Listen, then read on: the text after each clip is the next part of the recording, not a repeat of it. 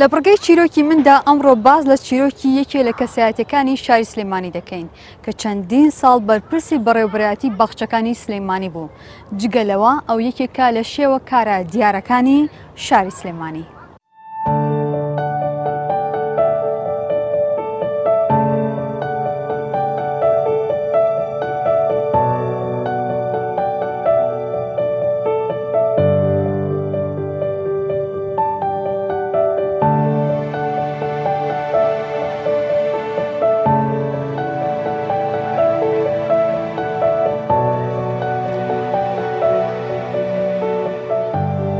من ناوم کامەران حەمەساڵ عەبدوڵڵایە، نازناومان کارگەرچییە، واتە باوکم وەستای ساڵح کارگەرچییە، ئێمەش نازناوی کارگەرچیمان هەڵگرتووە.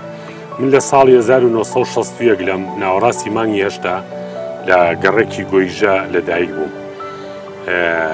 خوێنی سەرەتایی و ناوەندی و ئامادەیم هەر لە سلێمانی تەواو کردووە و دوای یەکێکم لە عەشاوایلەکانی سلێمانی چوومەتە زانکۆی بەغا، ئەندازیاری میکانیکیم تەواو کردووە.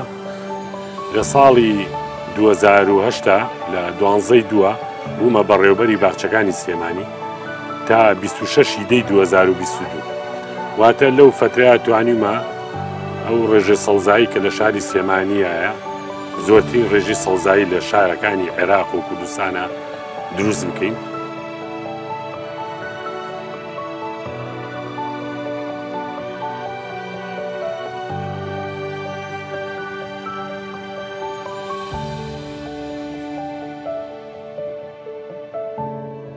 ئامۆسا کامرانەگەر لەو هەستە تۆ دەست پێ بکەم کە گرنگیەکی زۆر بە ژینگایە، هۆکارەکەی چی بووە؟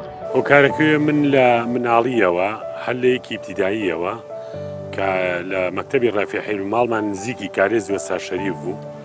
ئێمە بە مناڵی سەیران و سەفامانەکە لە کارێزی وەستا شەریف. کارێزی وەستا شەریف یەکێک بوو لەو شوێنە سیاحێ جوانەی کە دار و درەختی زۆر تیا بوو، دار و درەختی چوالەی تیا بوو، مێوی تیا بوو، داری بەراری تیا بوو، سنەوبەریاتی تیا بوو. لەبەرەوە ئێمە بەڕاستی لەگەڵ ئەو ژینگەیە زۆر ڕاحەت بووین. بینەوە سەر زەمانی کارکردنتان لە بەڕێوەبەرایەتی باخچەکان، توانیتانە لەو زەمانەیە ڕێژەی سەوزایی بە تایبەتی لە پارێزگای سلێمانی بەراورد بە ساڵەکانی ڕابردووی پێشخۆ چەنە زیاد بکەیت؟ بەڵێ، من لە ساڵی 2008 هەروە عەرزم کردن کە هاتمە باخچەکان، پێشەوە پارکی دایکمان کرد، هەردوو بلوارەکەمان کرد، چەند باخێکەمان کرد لە قەزا و ناحیەکان، ئەو کاتە لە ڕێی ئەنجومەنی پارێزگای سلێمانیەوە. بەڕاستی کە من ئەو وینەی کە وەرم ئەو داتایی وەرم کرد لە بەڕێوەبەرایەتی باخچەکانی سلێمانی لە سا یەک بوو، 1 بۆ 2 ئەوانە بوو، زۆر کەم بوو. یعنی هەندێک باخی ژە بوو تاوا نەبوو، نمونە پارکی ئازادی تاوا نەکرا بوو. لەبەرەوە وامان کرد هەموو ساڵێ 50-60 باخ دروستکەین، هەموو ساڵە 200-300 هزار دار بڕێنین، هەم 485 باخیش دروستکەین بە 10 پارکەوە. ئەوسا کامەرانەگەر بێنەوە سەر یەکێکی دیکە لە کارەکانی تۆ هۆشیاریە کە لە ڕێگەی تابلۆکانتەوە و لە ڕێگەی کاری هونەری و پیشانی بۆ ژینگە و خۆشویستنی ژینگە و پاراستنی ژینگە.